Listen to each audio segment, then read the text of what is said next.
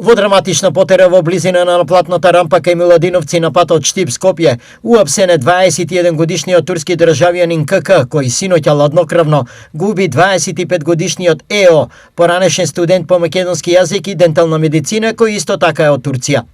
Освен убиецот, уапсени се уште 4 лица кои биле помагачи или соучесници во убиството и бегството, што полицијата доправа ќе утврдува во кои сегменти тие биле логистика на убиецот. Во 22 часот и 15 минути на платната рампа Миладиновци во заедничка акција на СВР Штип, СВР Скопје и сообраќајната полиција било запрено патничко возило БМВ со штипски регистарски ознаки, во кое биле АХ, ТМ, ОМ и АО, при што АХ се дал во бегство, а другите лица биле лишени од слобода.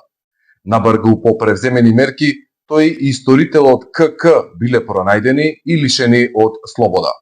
Сите лица биле задржани во полициска станица и по целосно документирање на случајот, во координација со јавен обвинител, против нив ќе бидат поднесени соодветни пријави. Убиството се случи синоќа околу 21 часот на едно од најфреквентните места во Штип, а од снимките се гледа дека иако има само 21 година, КК се однесува на ниво на рутиниран убиец и обучен раковач со огнено оружје. Мотивите за мафијашкиот отстрел веќе полицијата ги утврдува, но веќе се знае дека убиецот и убиениот имале претходни контакти од кои последните неколку биле на работ на тежок инцидент, поради што кај убиениот е пронајден нож. Речиси сигурна предпоставка е дека станува збор за криминални недоразбирања што помеѓу турската заедница, која се занимава со нелегални работи, често се случува иако таа е многу добро организирана и функционира на сите нивоа од спротивната страна на законот. Во прашање се дрога, коцка, проституција, лихварство, подкупи и слично.